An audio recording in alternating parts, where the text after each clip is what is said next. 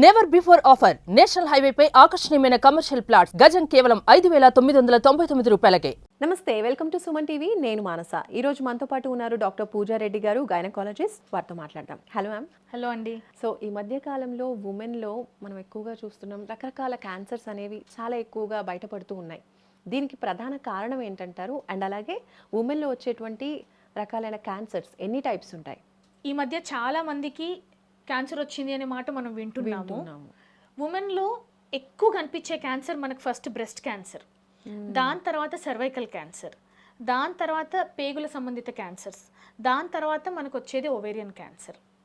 So ఈ మధ్య కాలంలో ఇంతలా క్యాన్సర్స్ ఉమెన్లో పెరిగిపోవడానికి గల రీజన్స్ ఏంటంటారు? క్యాన్సర్ ఎక్కువగా పెరిగిపోవడానికి మెయిన్ రీజన్ లైఫ్ స్టైల్ అండి.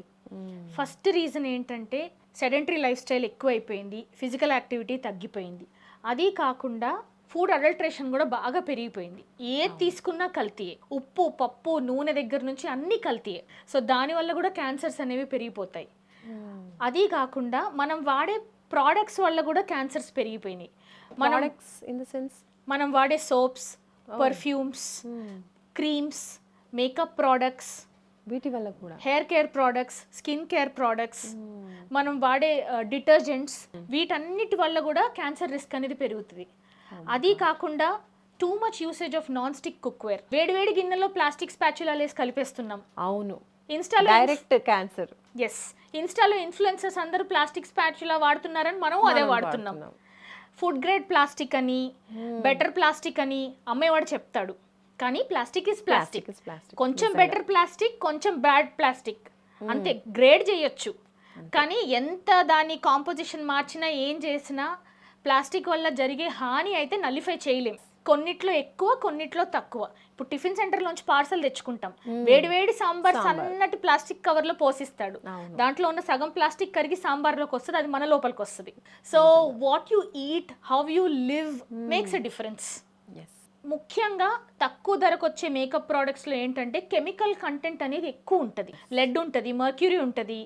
వీటన్నిటిని రోజు అప్లై చేసుకోవడం వల్ల మన బాడీలో క్యాన్సర్ వచ్చేదానికి ఛాన్సెస్ పెరిగిపోతా ఉంటాయి. క్యాన్సర్స్ ఎక్కువ అవుతూ ఉంటాయి. స్కిన్ క్యాన్సర్స్ అండ్ లోపల ఎండోక్రైన్ సిస్టమ్ కూడా బాగా డిస్టర్బ్ అవుతుంది, హార్మోనల్ ఇంబ్యాలెన్సెస్ వచ్చేస్తాయి. దానివల్ల కూడా మనకు వేరే వేరే ప్రాబ్లమ్స్ కూడా వస్తాయి. క్యాన్సర్సే కాకుండా ఇన్ఫర్టిలిటీ రావడము, బ్లీడింగ్ ఇష్యూస్ రావడము, ఒక మంత్లో ఎక్కువసారి పీరియడ్స్ రావడము, లేదా ఒకసారి స్టార్ట్ అయిన పీరియడ్ అనేది ఆగకుండా అలాగే ఎక్కువ రోజులు రావడము. అండ్ నెక్స్ట్ థింగ్ ఏంటంటే ప్లాస్టిక్ బాటిల్స్ యూసేజ్. ఎవరింట్లో చూసినా కలర్ ప్లాస్టిక్ డబ్బాలు, పప్పులు ఉప్పులు అన్ని పెట్టుకోవడానికి కూడా అందులోనే స్టోర్ చేస్తున్నారు. ఎస్, పిల్లలకి ప్లాస్టిక్ టిఫిన్ డబ్బాలలో హాట్ ఫుడ్ ప్యాక్ చేసి పంపించడము, ప్లాస్టిక్ వాటర్ బాటిల్స్లో వాటర్ తాగడము, వీటన్నిటి వల్ల కూడా క్యాన్సర్స్ అనేవి ఎక్కువైనాయి. మెయిన్ ప్లాస్టిక్ వల్ల ఎక్కువైంది అనుకోవచ్చా అండి? డెఫినెట్లీ ప్లాస్టిక్, కెమికల్స్, మనం వాడే కాస్మెటిక్స్, ఇవన్నీ మాక్సిమం అవాయిడ్ చేయాలి. Floor cleaning products, tables, surfaces cleaning products అన్నిట్లలో క్యాన్సర్ కాజ్ చేసే కెమికల్స్ ఉంటాయి. బట్ వాటి వల్ల కూడా క్యాన్సర్స్ అనేవి ఎక్కువ అవుతాయి. Exactly. Get back to your roots. ఒకప్పుడు ఎలా ఉండేది? అలా ఫాలో అవ్వాలి. టిఫిన్ డబ్బా తీసుకొని వెళ్ళేవాళ్ళు కదా, ఫుడ్ పార్సల్ తెచ్చుకోవడానికి స్టీల్ బాక్స్, గ్లాస్ బాక్స్ తీసుకొని. Please get back to your roots, start doing that. Plastic covers usage తగ్గించండి. ప్లాస్టిక్ కవర్స్ లో కూరగాయలు పెట్టి ఫ్రిడ్జ్ లో 3-4 రోజులు పెడతారు. దానివల్ల మైక్రో ప్లాస్టిక్స్ అన్ని ఫుడ్ లోకి సీప్ అయ్యి మనకు హెల్త్ ఇష్యూస్ వస్తాయి. So please get back to your roots. Plastic వాడడం మానేయండి. ఈ ఫ్యాన్సీ నాన్ స్టిక్ కుక్వేర్ వాడడం మానేయండి. Get back to regular cooking utensils. చక్కగా స్టీల్ లేదంటే మట్టి కుండలు, స్టీల్, వీటికి స్టిక్ అయితే బాగుంటుంది, మీ హెల్త్ బాగుంటుంది. ఓకే, క్యాన్సర్స్ నుంచి తప్పించుకోవచ్చు. ఎగ్జాక్ట్లీ. సో ఫస్ట్ వన్, మీరు బ్రెస్ట్ క్యాన్సర్స్ ఎక్కువ అవుతున్నాయి మహిళల్లో అని చెప్పారు. సో ఈ బ్రెస్ట్ క్యాన్సర్స్ అన్నీ కూడా అంటే ఆల్ టైప్స్ ఆఫ్ క్యాన్సర్స్కి మెయిన్ రీజన్స్ ఇవే అని చెప్తున్నారు. అయితే బ్రెస్ట్ క్యాన్సర్ రాకుండా ఉండాలి అంటే ఎలాంటి జాగ్రత్తలు తీసుకోవచ్చు? ప్లస్ క్యాన్సర్ వచ్చిన ఫస్ట్ స్టేజ్ అంటే ఎర్లీగా ఎలా డిటెక్ట్ చేయొచ్చు అంటారు? బ్రెస్ట్ క్యాన్సర్లో ఏంటంటే అండి, మెయిన్గా మంచి లైఫ్ స్టైల్ ఉంటే, ఏ క్యాన్సర్ అయినా కూడా మంచి లైఫ్ స్టైల్ ఉంటే మనకి క్యాన్సర్ వచ్చేదానికి ఛాన్సెస్ కొంచెం తగ్గుతాయి. జెనెటిక్గా ఏదైతే మనకి రిస్క్ ఉంటుందో క్యాన్సర్స్ వచ్చేవి, దాన్ని మనం చేంజ్ చేయలేం. ఓకే, బట్ లైఫ్ స్టైల్ వల్ల ఏదైతే రిస్క్ యాడ్ అవుతుందో అది మన చేతిలో పని, దాన్ని మనం కంట్రోల్ చేసుకోవచ్చు.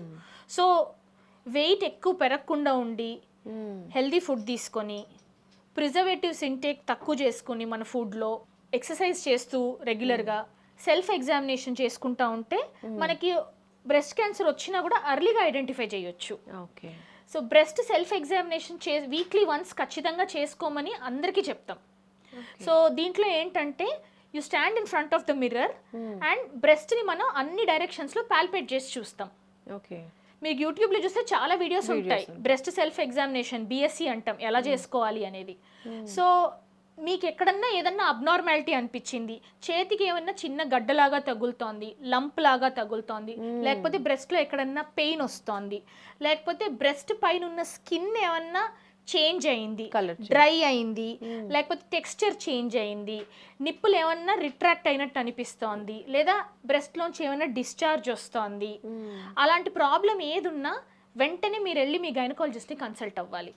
మనకు వచ్చే ప్రతి లంప్ క్యాన్సర్ అవ్వాలని ఏం లేదు, కానీ మనకు ఒకవేళ ఉండుంటే గనక తొందరగా ఐడెంటిఫై చేసుకుంటే treatment will be easy. Extensive surgery చేయాల్సిన పని లేకుండా కన్సర్వ్ చేసే లాంటి సర్జరీస్ చేసుకోవచ్చు. ఇప్పుడు మీరు కీమోకి వెళ్ళినా కూడా మీకు రెస్పాన్స్ అనేది బెటర్గా ఉంటుంది. తొందరగా ఐడెంటిఫై చేసుకుంటే ట్రీట్మెంట్ విల్ బి ఈజీ. ఇప్పుడు సెల్ఫ్ ఎగ్జామినేషన్ కాకుండా ఇంకా ఎలాంటి టెస్ట్ కావచ్చు, స్క్రీనింగ్ కావచ్చు, ఇంకా ఎలాంటివి ఉంటాయి? 40 years దాటిన వాళ్ళందరూ ఇయర్లీ హెల్త్ చెక్స్ చేసుకోవాలండి, బీట్ మెన్ ఆర్ ఉమెన్. ఉమెన్లో ఏంటంటే మోస్ట్ ఆఫ్ ద డయాగ్నోస్టిక్ సెంటర్స్లో ఉమెన్ ప్యాకేజెస్ అని ఉంటాయి, లేదా ఉమెన్ స్క్రీనింగ్ ప్యాకేజెస్ అని ఉంటాయి. వాటిల్లో ఏంటంటే ఒక basic pap smear, mammogram, ultrasound and routine blood checks అన్నీ ఇంక్లూడ్ అయ్యి ఉంటాయి. సో అలాంటి ప్యాకేజెస్ తీసుకుంటే ఏంటంటే మీకు కూడా ఇట్స్ పాకెట్ ఫ్రెండ్లీ. మీకు మ్యామోగ్రామ్ అనే ఎక్స్రే లాంటిది ఒకటి చేస్తారు బ్రెస్ట్కి. It's simple test. 40 years దాటిన తర్వాత ఎవ్రీ ఇయర్ స్క్రీనింగ్ చేసుకుంటే మనకి ఏమన్నా చేంజెస్ ఉంటే అర్లీగా ఐడెంటిఫై చేస్తుంది, వెంటనే ట్రీట్మెంట్కి వెళ్ళిపోవచ్చు మనం. ఇప్పుడు బ్రెస్ట్ క్యాన్సర్స్ అనేవి మదర్లో కావచ్చు, లేదంటే వాళ్ళ గ్రాండ్ మదర్స్లో కనుక ఉంటే నెక్స్ట్ జనరేషన్కి కూడా వచ్చే అవకాశాలు ఎక్కువగా ఉంటాయంటారా? ఒకవేళ అలాంటి అనుమానం ఉంటే వీళ్ళు ఎలాంటి టెస్ట్ చేసుకోవచ్చు? This is a good question అండి. చాలా మందికి మా మదర్కి బ్రెస్ట్ క్యాన్సర్ ఉంది, లేకపోతే మా ఇంట్లో ఎవరికో ఉంది, నాకు వస్తుందా అనే డౌట్ ఉంటుంది. సో అలాంటి వాళ్ళు ఏంటంటే BRCA జీన్స్ స్క్రీన్ చేసుకోవచ్చు. మీరు వెళ్ళి ఆంకాలజిస్ట్ని కానీ గైనకాలజిస్ట్ని కానీ కన్సల్ట్ చేస్తే టెస్ట్ ఉంటుంది, మీకు ఆ టెస్ట్ రికమెండ్ చేస్తారు. మీరు ఆ టెస్ట్ చేసుకుంటే మీకు వచ్చే ప్రాబబిలిటీ ఎక్కువ ఉందా లేదా అనేది మీకు తెలుస్తుంది. దాన్ని బట్టి మీ స్క్రీనింగ్ ఫ్రీక్వెన్సీ అనేది అడ్జస్ట్ చేసుకోవచ్చు మీరు. సో బ్రెస్ట్ క్యాన్సర్లో ఏంటంటే అండి, early detection is the key for good outcome. ఇప్పుడున్న లేటెస్ట్ టెక్నాలజీస్తో, అడ్వాన్స్మెంట్స్తో ఏంటంటే అర్లీగా ఐడెంటిఫై చేస్తే quality of life is going to be very nice. So survival rate అనేది కూడా చాలా బాగుంటుంది. సో తొందరగా ఐడెంటిఫై చేసుకోవడం ఇంపార్టెంట్ బ్రెస్ట్ క్యాన్సర్ని. నెగ్లెక్ట్ చేయొద్దు సిమ్టమ్స్ ఉన్నప్పుడు, వెంటనే వెళ్ళి మీ డాక్టర్ని కలవండి. And yearly health check packages అనేవి ఖచ్చితంగా తీసుకోండి. ఓకే అండి, చాలా విలువైన విషయాలు తెలియజేస్తారు మాకు. థ్యాంక్ యూ సో మచ్ అండి. సో చూస్తున్నారు కదండి, మహిళల్లో వచ్చే రకరకాల క్యాన్సర్స్ ఈ మధ్య పెరిగిపోతున్నాయి. అయితే ఏదైనా సరే క్యాన్సర్ అనేది ఎర్లీగా డిటెక్ట్ చేసినప్పుడు మనకి సర్వైవల్ రేట్ కావచ్చు, అలాగే హెల్దీ లైఫ్ స్టైల్ అనేది, హెల్దీగా ఉండడం అనేది మనకి చాలా ముఖ్యం అని చెప్తూ ఉన్నారు. కాబట్టి ముందుగానే ఎలాంటి అనుమానం ఉన్నా మనం రెగ్యులర్ లైఫ్లో అంటే మన బాడీలో ఎలాంటి కొంచెం చేంజ్ ఉన్నా కూడా ఫస్ట్ డాక్టర్ని కన్సల్ట్ చేయడం, అలాగే ఇయర్లీ వన్స్ చేసుకోవాల్సినటువంటి ఆ టెస్ట్ అన్ని కూడా చేసుకోవడం వల్ల మనం క్యాన్సర్ బారిన పడకుండా ఎర్లీగా, ఒకవేళ పడినా కూడా ఎర్లీగా డిటెక్ట్ చేసే అవకాశాలు అనేవి ఎక్కువగా ఉంటాయి. సో దట్ లైఫ్ అనేది ఫ్యూచర్లో బాగుంటుంది, హెల్దీగా ఉండే అవకాశాలు ఉంటాయని మనకు డాక్టర్ గారు తెలియజేస్తున్నారు. చూస్తూనే ఉండండి సుమన్ టీవీ. నమస్తే.